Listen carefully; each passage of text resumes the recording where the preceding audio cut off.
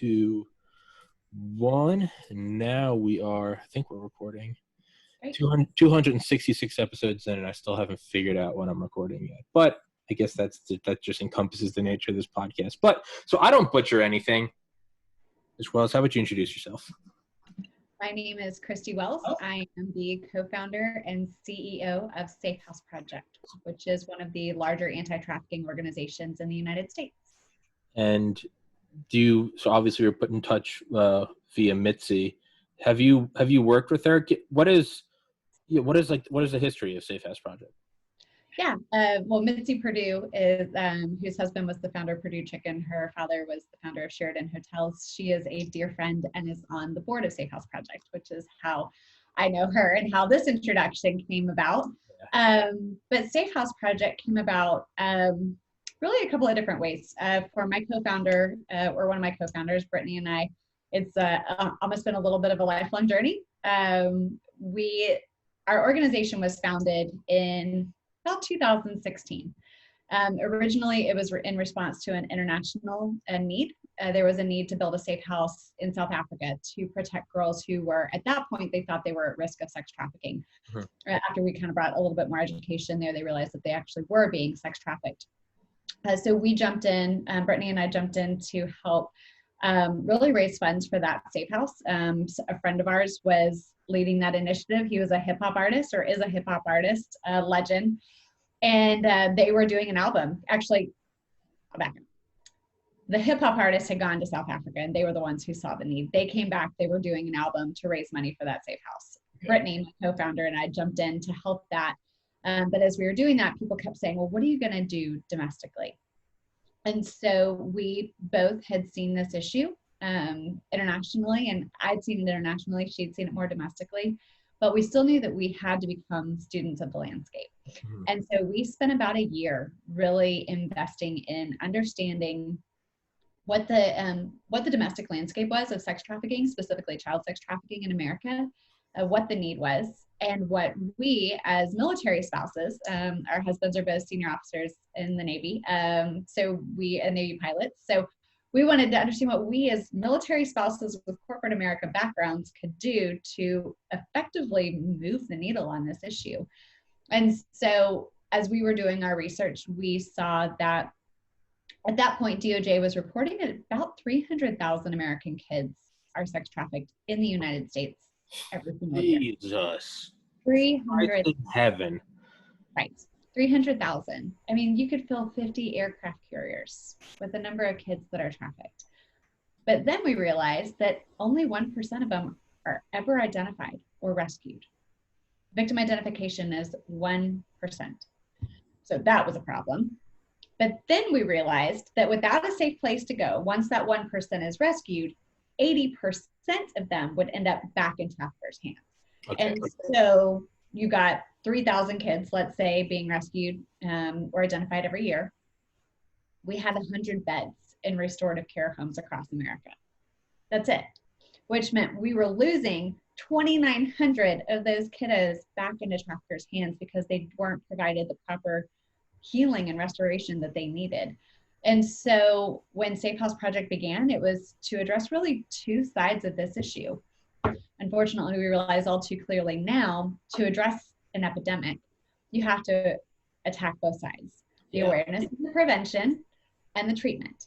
Right. That's what we're doing with COVID. And we've been saying that this is an epidemic for a long time and saying we're attacking both sides. We came much more into view once COVID hit. But so through awareness and prevention, we have our survivor-informed community-based training platform that we launched this year. It's actually a training that Brittany and I have always done in person. We educated 10,000 people in person last year and saw survivor identification increasing from that. But once COVID hit and trafficking increased, but nobody was in person, we took all of that training and worked with the survivors and our partners, the Malou Foundation out of Utah, to take all of that training online.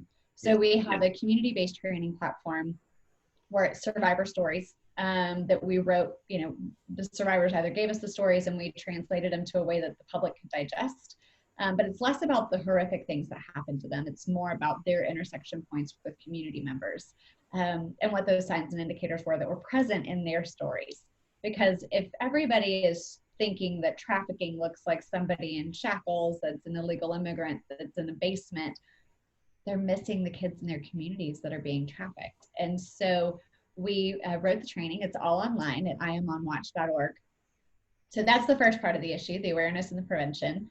And the other part is our organization increases the number of safe houses across America, and funds and mentors new programs. So like I said, when we began, there were 100 beds. We helped add 32 beds through funding and mentorship last year. This year, I think there's going to be about another 97, I think is where we're going to land. We had 160 lined up, but COVID slowed down some of their progress. But still, about 97 new beds that were open, we're going to be able to see open for restorative care opportunities for survivors. So a safe house, by the way, isn't just a house. It's not just a place that they're taken to and it's a roof over their head. Like somebody would think of a safe house in a like a rescue operation. It's a home. It's really, and it's a continuum of care. So there's kind of that emergency phase that they can go into where they're, really getting that basic necessities. Really food, shelter, clothing, that initial trauma-informed response, but nurturing more than anything. These kids have seen the depths of hell in ways that none of us can even fathom. But really what we want to see them moved into after emergency phase is a long-term restorative care home. And that's really a 12 to 18 month program where they are getting education and life skills training. Some of them don't know how to boil an egg. They've about 40% of kids that are trafficked by a family member. And so, you think that parent was willing to sell their child. Do you think they were willing to teach them how to brush their teeth or how to boil an egg or how to do laundry or, whatever that may be? You think they cared about their education? And so we make sure that all of those things that were stolen from them really as children are restored to them in a safe house. And then we work on transitional opportunities for them to just springboard, because survivors, they are strong and they are fighters, and oftentimes they want to go back and they want to serve the population that they came out of. They want to serve child sex trafficking victims, or they want to go improve the different modalities of care that are used in safe house programs to help therapists better understand this population, or they want to go into criminal justice, or they want to go into something, they want to impact the world in a positive way. And so we help make sure that they have those transitional opportunities as well. So that's what we do. I have a lot of questions. No, that was awesome. That was awesome. It's like when I have Mitzi on and now with you, this is definitely like a field where like I'd say more than 99% of other episodes I like to just sit and listen to instead of running my stupid mouth. I just like to be like, I just absorb it, because it's hard to, right? You hit the nail on the head. In my mind, I'm like, oh yes, I'm like sex trafficking of children. Like it's going to be some illegal immigrant in the bottom of a cargo ship with shackles on. It's going to be like, but no, that's not it. Right. That's, that it can be, it can look like that. Absolutely. And those are the ones that make the news, but it's the ones that are trafficked by, we had a little girl who came into care. She was 13 when we got her. She had been trafficked for 3 years. She'd been pulled out of school. She'd missed over a year of school. She'd been sold up to 40 times a day. 40 times a day, which I can't even wrap my head around. But the person selling her for sex and trafficking her was her grandmother. And her grandmother had sold her mom, who had become too drug addicted and STD ridden to be abused. And so when this little girl was 10, her grandmother turned to her as the family source of income. And so it's, those are the kids, those are the silent victims in our community that are being trafficked, that everybody's missing. And because of COVID and shelter in place, everybody, kids were pulled out of school, they were home, families lost income. And they were sheltered in a place that wasn't safe. And so we've seen a significant increase in trafficking since COVID. And that's why we're desperate for these. I mean, we understand that COVID is a risk, but we're also desperate for these kids to get back to school because there are horrific things that are happening behind closed doors that are going unchecked. That's I think the WHO come out like a month ago and said that they're now against lockdowns because I'm positive the WHO came out and said that they're against lockdowns because I think that, paraphrasing, the treatment can't be worse than the actual problem. Right. And right. I think they point to like, the global economy, global trade, as well as like suicide and domestic abuse. But yeah, that's one that didn't get brought up was increase in child trafficking.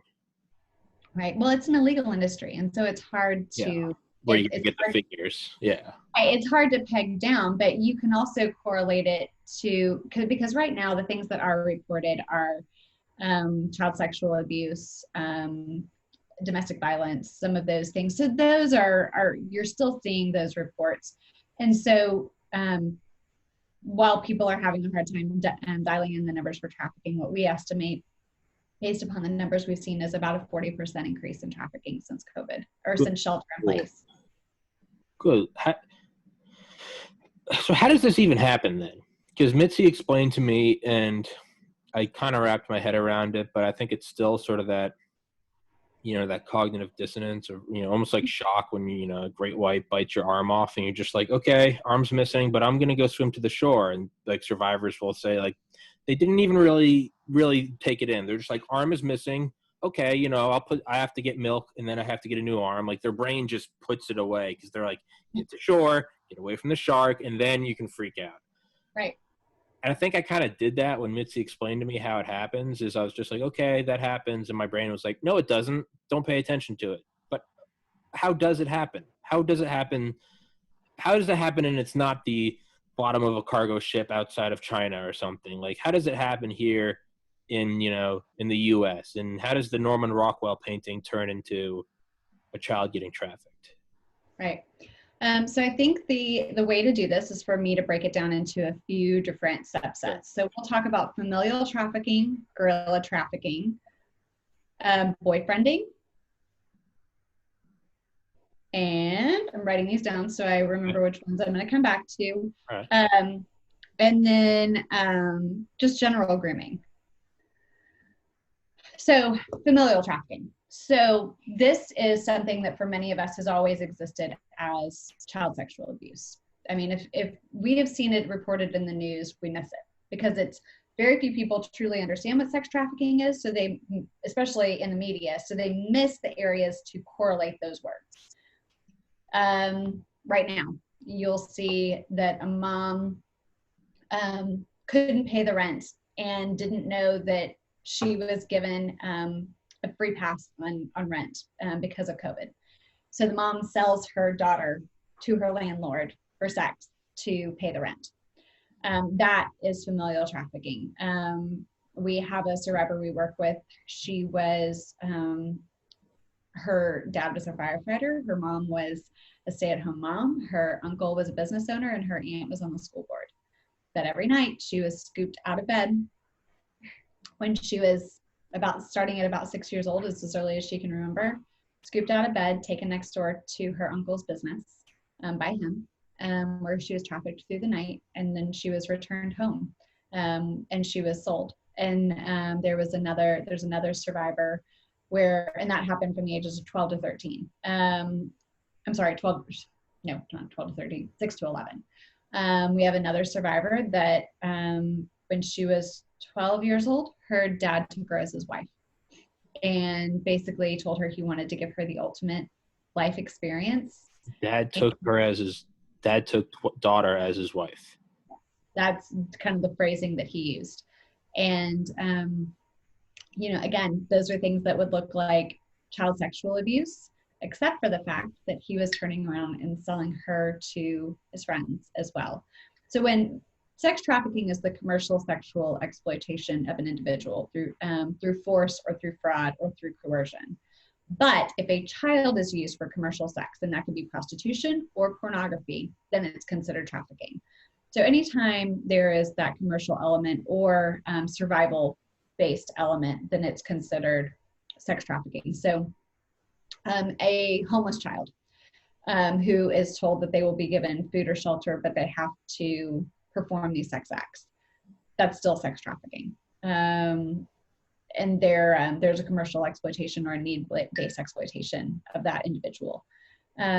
So family members, if you think of child sexual abuse, which has always been pretty prolific, a decade ago, everybody was handed a personal recording device in the form of a cell phone.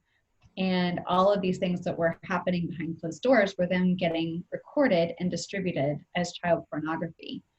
And so whether that parent was selling that child to other people to have sex with, or the parent was sexually abusing the child, recording it and distributing it as child pornography, those are the things that happen within familial trafficking, some of them. Gorilla pimping, a gorilla pimp is really when you're going to see a lot of that. Only 4% of trafficking is abduction. But for me, I relate gorilla pimping more to what would look like that abduction. And that is more of the abuse and the beatings and the cage or anything like that. That is somebody who didn't intend to be there. The trafficker has no desire to create a bond, and I'll talk about that in a second. But they don't create that bond. So they just, it is done purely by force. Now, if somebody were to escape, that would be a scenario where so why don't they escape? So in familial trafficking, they don't know, who to trust. Oftentimes the people that's in their sphere are people that are also abusing them. So familial trafficking, they don't know who they can trust, or they don't know that what's happening to them is wrong. Gorilla pimp, okay, those would be the ones that they would try to escape, but they would be too terrified to even try. Or oftentimes they're drugged to be kept compliant. But Romeo pimping or boyfriending, this is the one that is probably the most common. And what we're seeing, again, huge increase that during COVID. So that is where a trafficker is going to build an emotional bond with the individual. They find, traffickers exploit vulnerabilities. And so that vulnerability could be a homeless youth or a mom who just got divorced out of a domestic violence relationship and has 3 young children in, a low paying job. Or it could be somebody in the foster care system, that they are moved from place to place and they don't really have a true support system. It could be a teenage girl who's just looking for somebody to love her. Yeah. Whatever that vulnerability is, it could be somebody who's hungry and who doesn't come from a family that has the ability to support them. Whatever that vulnerability is, traffickers are very smart because they could put in the time to grab somebody and have a snatch and grab. And then the girl's going to fight them. The family's going to come after them. They're going to be hunted by police. Or they could go up to a girl and say, "Gosh, you're beautiful. You should be a model." And they begin that relationship where this girl over time believes that whoever this person is really loves her. And it could be even somebody representing themselves as a motherly figure, that they really love them, that they really want to provide for them, that they are the only person in the world that gets them. And they will slowly but surely shrink their world where, your other friends don't understand you, your family doesn't understand you, you need to come be with me, we're going to build a future together. And oftentimes they'll leave, they'll run away, they'll go to be with that boyfriend. Or we had a boy who was groomed online on gaming. And this person just slowly shrunk their world and convinced them that he was the only man who could really take care of him. This boy came from a home where the mom worked multiple jobs just to put food on the table. And he was getting beat up at school. And the man said, "Come work for me." Went to the man's house. It was a great first night. And then after that, he was trafficked for 3 years and never left the house. And so, but it all began with that grooming and that kind of Romeo situation, or oftentimes a Romeo situation. And traffickers are really, they're in it for the long haul, because if they can create that trauma bond, then the likelihood of that survivor fighting them when they sell them, or, you know, fighting them when they ask them to go do something, you've got somebody who's completely compliant, because they don't, you know, they're kind of bathed in that love and affection and abuse, and they don't know which one they're going to get that day, but they are so dependent and codependent on that person for their source of affection, because everything else has been ostracized, that they don't know that they're being abused. I mean, so many trafficked individuals, they don't know that they were trafficked until they get out of that world. I mean, if you ask them, many of them will say, well, I was a prostitute. And you know, my boyfriend convinced me to do it because it was going to pay for the life that we always said we wanted. And so they don't self-identify. And so there's a lot of different ways that can happen, but really familial, guerrilla, and boyfriending are kind of three of the main ways that that's happening. And so with that, you can see how it's kind of an epidemic that's hiding in plain sight. Yeah. So with gorilla pimping, and I think my mind's just drawn to that because, I mean, right, it's the analogy I use with child trafficking is like, right, it's like the Holocaust, like Mao and Stalin killed more than Hitler, but how the Nazis did it is especially, right, there's always been tragedies throughout human history, but there's something about putting people on trains and giving them tattoos. Like, there's something exceptionally satanic about that, if you will.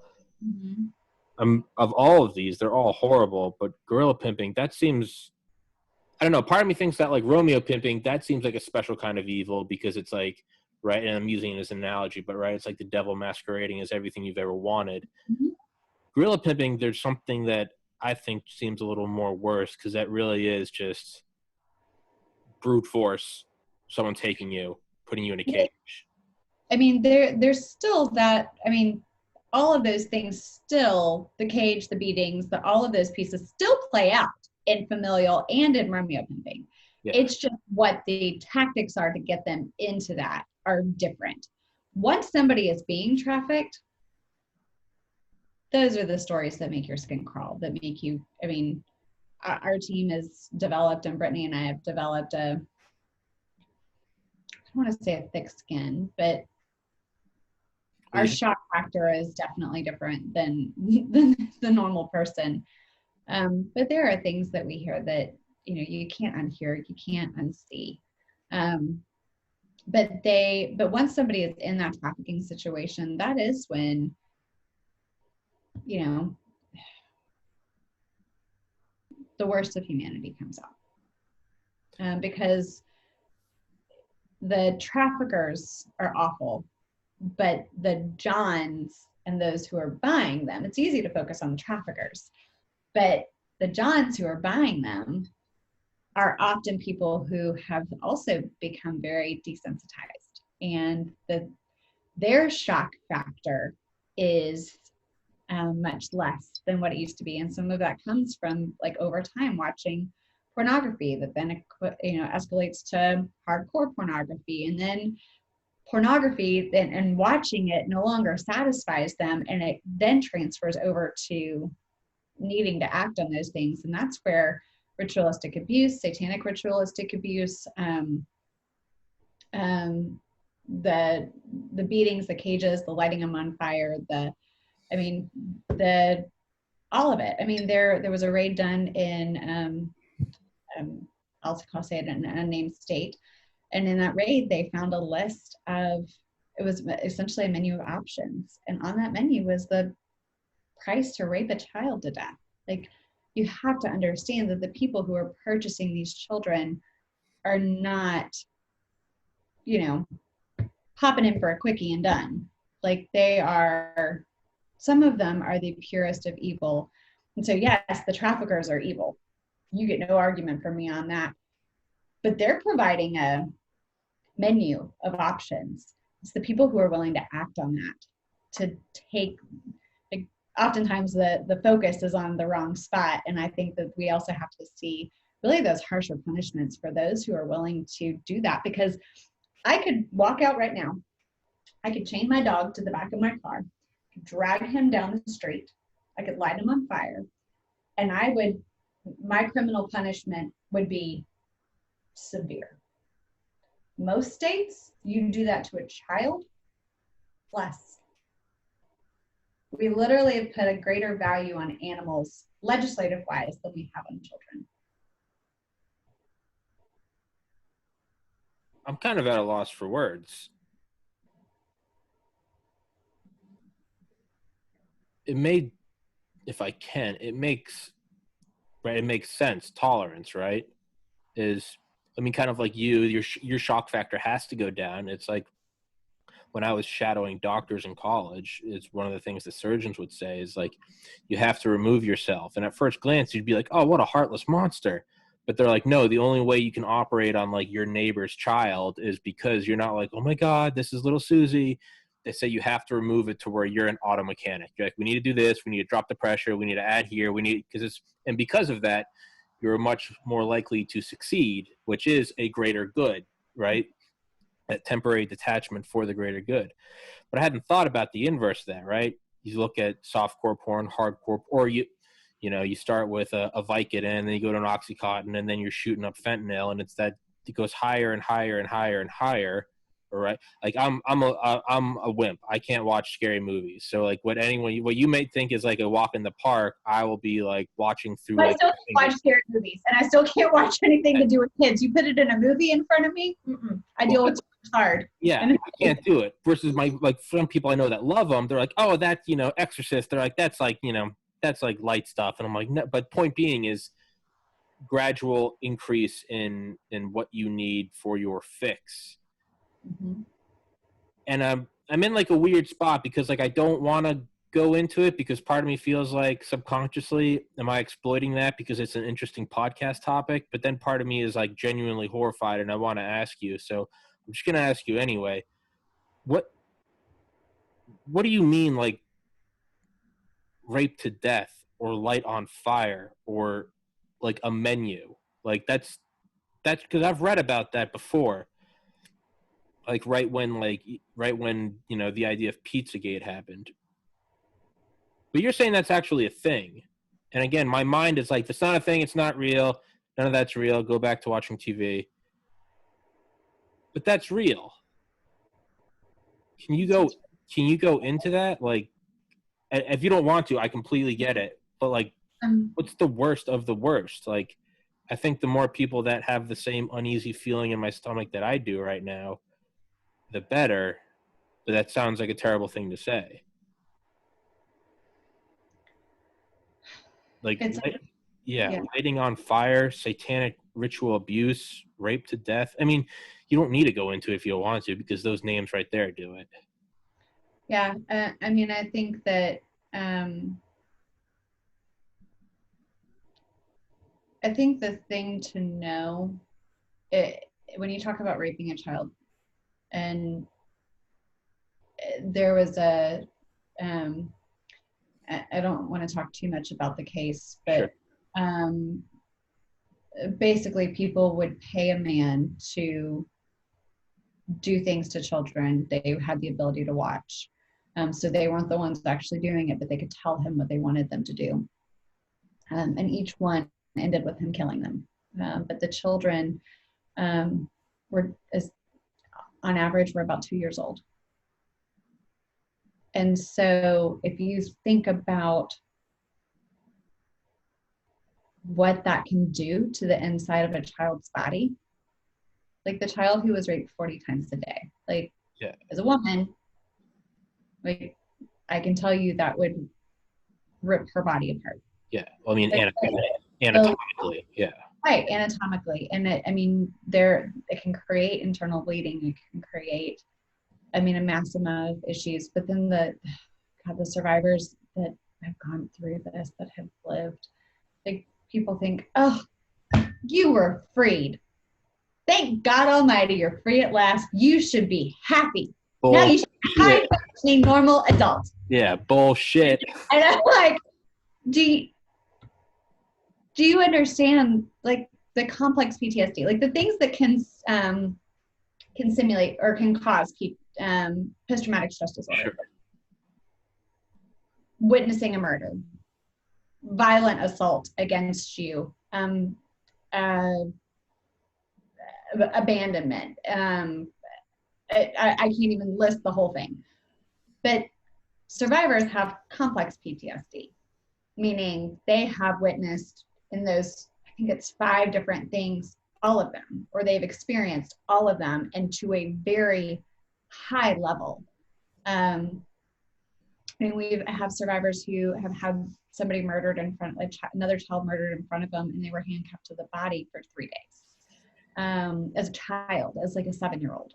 I mean, it's like, can you imagine having that on your psyche as a child and the impacts that can make? And they have, I mean, they really have endured the darkest parts of that physically. So long-term mental trauma to them is intensive. But the long-term physical trauma is also substantial. So many of them have cervical cancer, or they have rectal cancer, or they have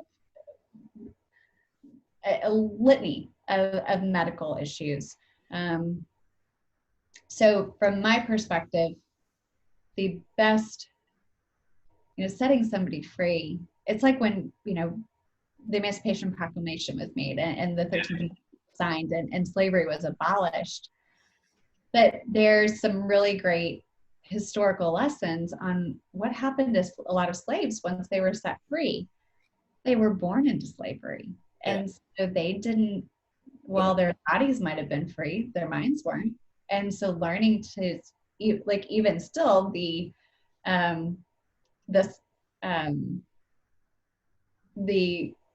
what's the word? The oppression that they were under after they were free really was no different. Might have been a little bit better in their world because they were called a free man. Yeah. But it didn't change entirely for some of them.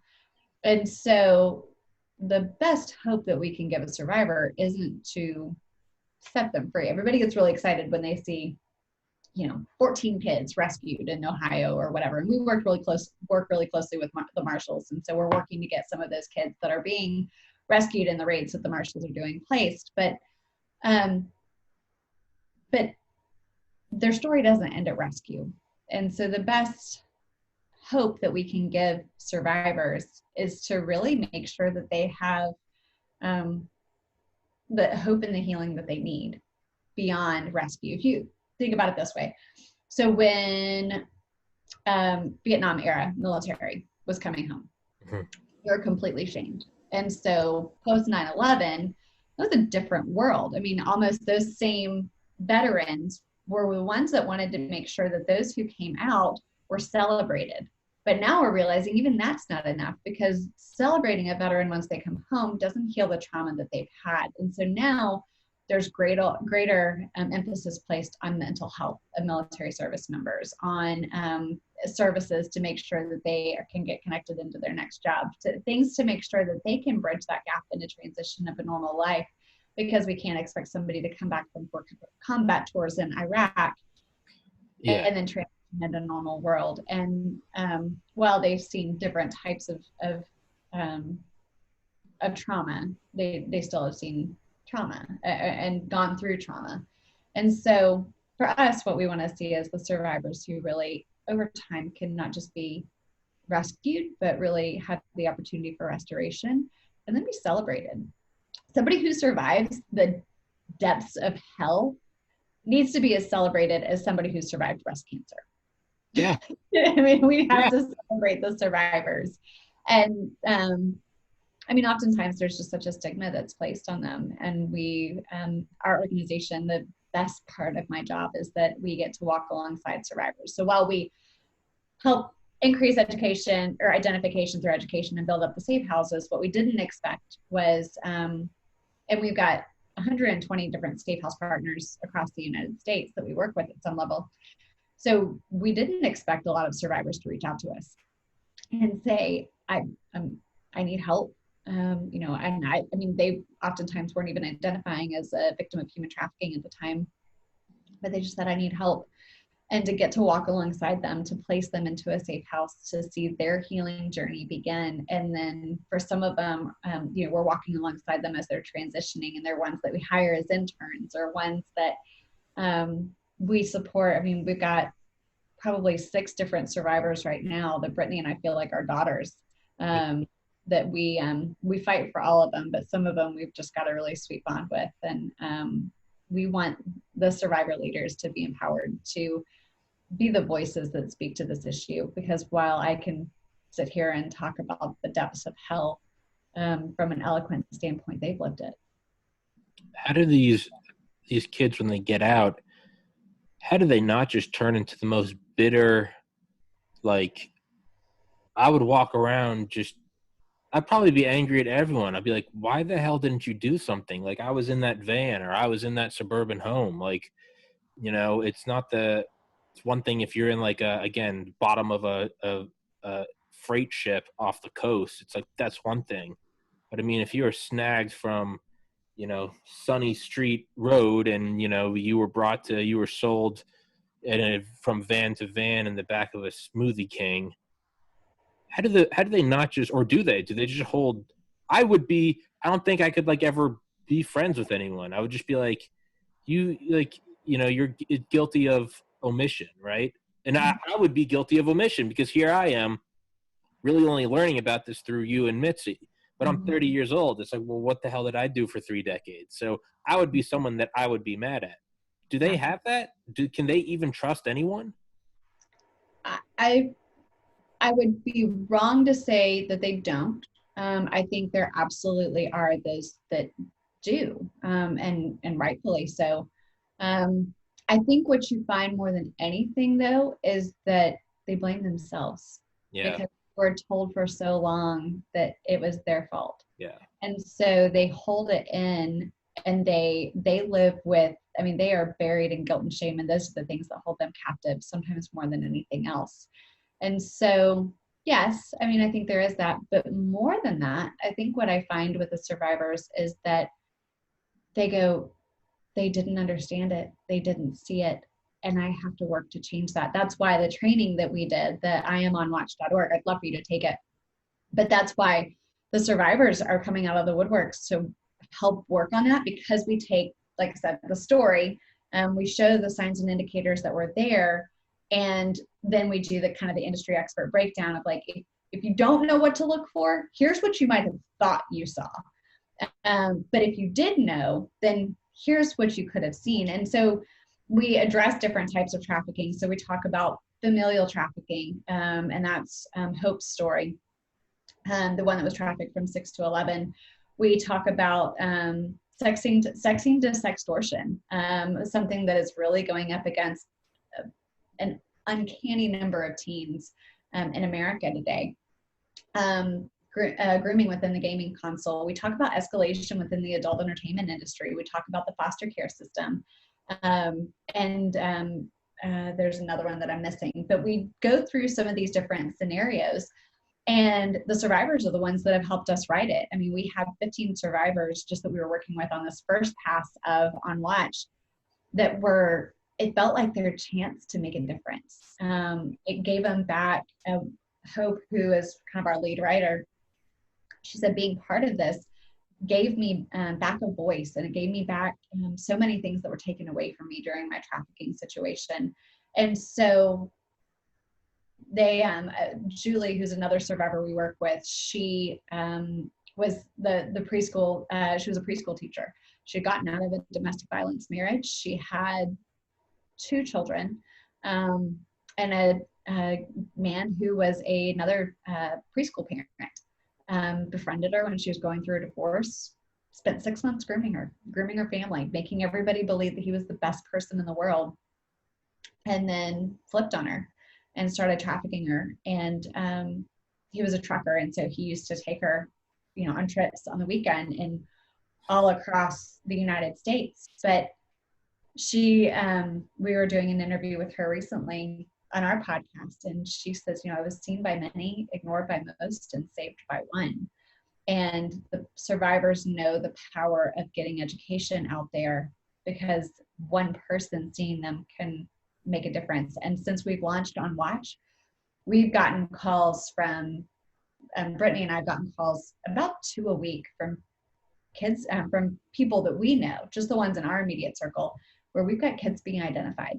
And that, like, if I do nothing else in my life, but those kids are identified and we know that we can then put a plan in place to help get them the help that they need, and the support that they need, done. That's worth it. I know we've got a whole lot more to do. Yeah. But we walked really, really hard roads with the survivors. And that's something that I, from a faith perspective, feel like God's kind of equipped us to be able to do. But we also get to be on the hope side of a dark issue. And I think that's the thing that really is powerful, is getting to see lives transformed, Mm-hmm. and traffickers put behind bars, and, survivors living these empowered lives and feeling like they have a voice in this issue instead of being silenced. I mean, we get to see really cool things out of a really hard issue. And so it's, we have to walk through hell and fire and muck, but it's worth it. Yeah. It's okay. Still got you for 10 minutes. Yeah. I was gonna say, how does that affect your faith? I don't know if you ever had to read the book in middle school, or I think high school, by Eli Wiesel, Night, about going through, I think, Auschwitz or Birkenau, but he's talking about like seeing like a little girl hung by the SS, and after she like choked for 30 minutes and her neck was broken, the SS like went up and like yanked on her feet to break her neck to like finish it. And he was like, at that moment, I realized that, when I die and if I see God, he will have to beg for my mercy.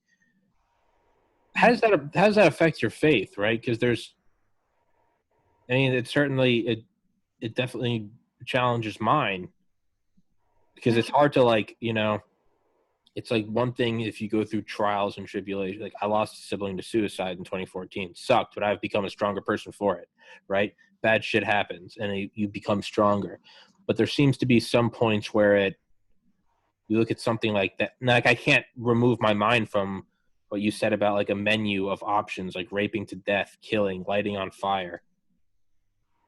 How does that, like, how do you, and not only I'm asking you, but I guess I'm also asking myself, like how do you reconcile with that in terms of like, it's one thing of like, how does it happen? Well, we went through that. There's a tolerance. People get more and more and more. And then you have the traffickers, and it's a $140 billion industry, blah, blah, blah. I get the how. I guess I'm looking at more of like a big picture, cosmic picture. Mm-hmm. It's like, how is that almost allowed to happen? Does that make sense? I'll speak to it from my personal Sure. perspective. Is, for me, I am a Christian, and I personally believe that we are given free will. Mm-hmm. That God really allows us to make those choices. And I think the evil that we see in the world is a product of that evil. Yeah. And but I also believe that God is bigger than all of it. And Mm-hmm. I've got survivors who have said they, have been in horrific situations, and they're like, one of them was talking to me and she said, and the survivors that we work with, not because we pick them this way, it's just interesting to see, but they're all faith-based now. They're all Christians or at some level.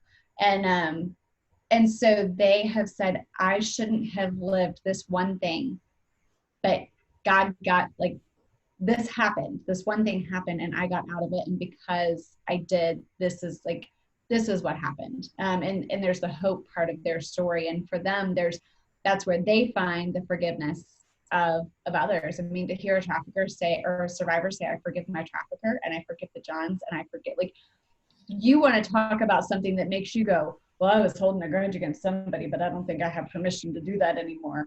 Yeah. It's like the guys run a marathon with no legs, with, they're no amputee, and somebody going, well, what's your excuse? You're like, I guess I got one. Yeah. And so I see my faith is stronger because of the survivors. Sure. I mean, yes, they all question, why did it take so long? But they say, you know what? If I went through what I went through in order to save one, it's worth it. Yeah. Like, that is beyond, I think, what most people are willing to say. If I can save, I mean, I've got survivors who they are dedicating their lives to rescue others. And they say, you know, God works together all things for his good. And it's not to say that that thing that happened is good, but he has the ability to turn it into something that is good. And I think we all have that in us, you know, at some level. And so for me, it's, yes, I see the hard, I see the evil, but you know what? I got two hands and a fiery mouth, and I know that I have a smart brain. And so I see those things, but the worst part would be to see it and feel like I can't do anything. And I know that I am personally, I feel like I am put on this earth to be the hands and feet of Jesus. And so God says, here's a bad thing. Now go fix it. Yeah. And yeah. so it's a fire, and my faith is the fire in my belly that gives me the audacity to believe that I and our team have the ability to change the course of history. Yeah.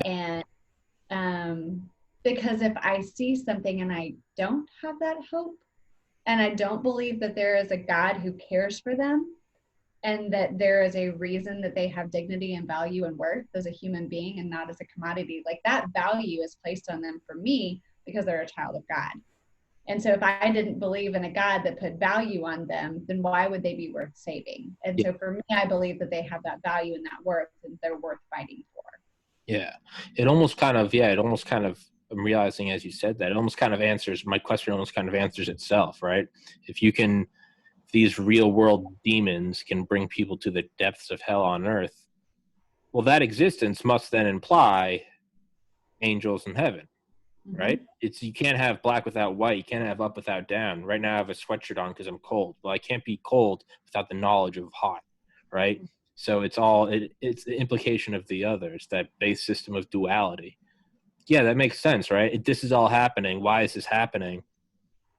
Well, then, yeah, you kind of have to be like, well, that just says that there's an opposite.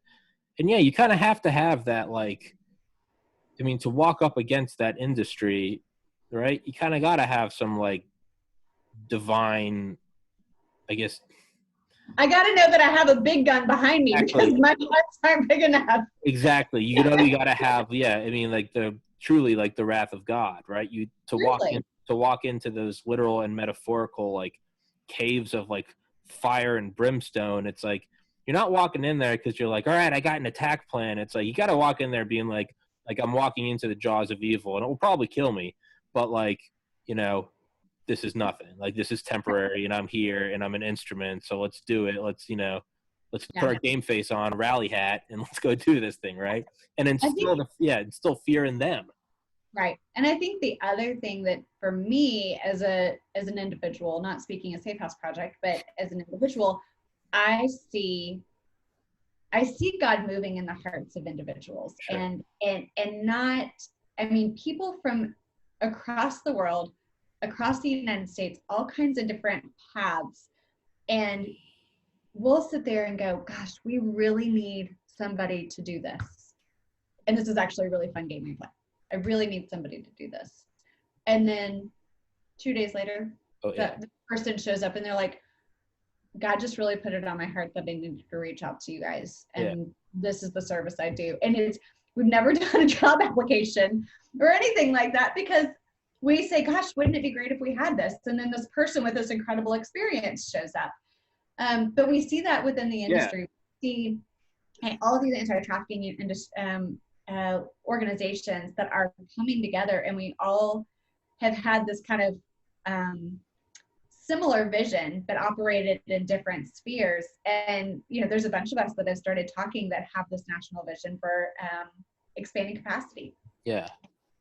All of us go, gosh, about 18 months ago, God really laid it on my heart that this is what we need to do. Yeah. And, you know, those are the things that make you go, okay, so the God of the universe is putting this massive movement into each of us, so that not as one, but as an army together. As we said the other day, I said, you know, each of us individually operates as a wave, but you put all of us together and we're a tsunami that gets to finally go against this industry. And that is the power, for me, the power of God pushing behind us is taking our wave and turning it into a tsunami. And that is a really cool thing to see. That's yeah. But yeah, you got me psyched up. Yeah, what you said about like needing something and it happening. I was gonna say it's like the Joseph Campbell quote. If you follow your bliss, doors will open where there were formerly walls. But then furthermore, I was thinking like I don't know. I gotta let you go in a minute. In like 1 minute. But yeah, I was born and raised Catholic Christian, like private Catholic school my whole life, and then like around 16, kind of became like a hardcore atheist. Was pre-med in college. Was all about just science and it's all particles and matter and blah and really in the last like year or so, I've kind of slowly started approaching faith more and more. I've been meditating for 12 years and I realized it was turning more and more into prayer without even thinking about it. Point being is I was thinking like, man, how do I like, I'm trying to build this podcast and what if this turns into everything I've ever wanted? Like I got into medical school, but I decided not to do that. Like, what if this turns into everything I've wanted? What if I get like a Joe Rogan contract? What if I get all the money in the world? And then if I'm not still happy, what do I do? Well, then sure enough, who do I, just reach out to and get him to come on the podcast? But Charlie Duke, the 10th man to walk on the moon. And he talks about how when he came back from the moon, which not a lot of people can say, but when he came back from the moon, he was like, there was no higher rung to climb. There was no greater, what am I going to do next? Climb the mountain? Like I've been to the moon. And he talks about how he kind of fell into a depression and started drinking and wasn't the best father. And then kind of discovered faith, and that's where he's been for 50 years. But he came into that, and I was explaining this to him, and at the end of the podcast, he said, Tommy, I normally don't do podcasts anymore. He's like 88. And he's like, but something in me just told me that like I need to do this one and talk to this guy. And he's like, and I think that's why. But yeah, so it's like with your example or with mine, I think like, what are the odds that me at the time with less than 1,000 subscribers got a man who walked on the moon, and then that has since helped me enormously with faith and prayer. So yeah, it does work in funny ways. And it's like, if it works in funny ways, then like, if you can have these tiny goals and have them work, we need another bed. I need a podcast guest. Why not set the sights on the highest one ever? And it's like, why don't we like wipe out these earth dwelling demons who are preying on children? And it's like, might as well, right? It's like, how much do you believe? It's like, let's put our money where our mouth is and see if we can do it. But well, for us, yeah. I'll say this one extra thing. Sure. For us, it's always about having vision beyond our resources. Yeah. It's about, for me as an individual, it's about praying the prayers that I know I can't answer on my own. Yeah. It's because that, it's, we even set our budget as a nonprofit and then kind of laugh and go, and then there's the God factor of what is everything that is going to be done beyond that. And our job, regardless of somebody's faith, I think our job is to leave this world a better place than what we left it. Absolutely. And the more people hear about it, the better our world is going to be. The more people feel compelled to act, the better. And so I'll leave with my final request, if anybody is listening to this, is to go on to iamonwatch.org and to take the training. The On Watch training, and help us build an On Watch nation. Yeah, I will put that in the link. The link will be in the description, and it'll be sticky in the top comment. And yeah, the little I can do is I have a podcast, which is hopefully growing exponentially. I told Mitzi, and I'll tell you the same. I'll do what I can do, and you can just have a running appointment with me. You tell me we're doing this date, we're talking about child trafficking, and I'll be like, let's do it. And hopefully I'll do my best to help add a wave to the tsunami. Thank you so much. And thank you for what you're doing. That's badass. That is badass. You're a badass. Well, you're humble, but you're a badass. I'm telling you, you're a badass. Okay. Well, thank you so much, Christy Wells. iamonwatch.org. Yes. iamonwatch.org will be sticky in the top comment, link in the description. Go do it. Go make the world better. Thank you so much, and I will email you a link when it is uploaded. Thank you. Thank you. Bye-bye. You have a good one.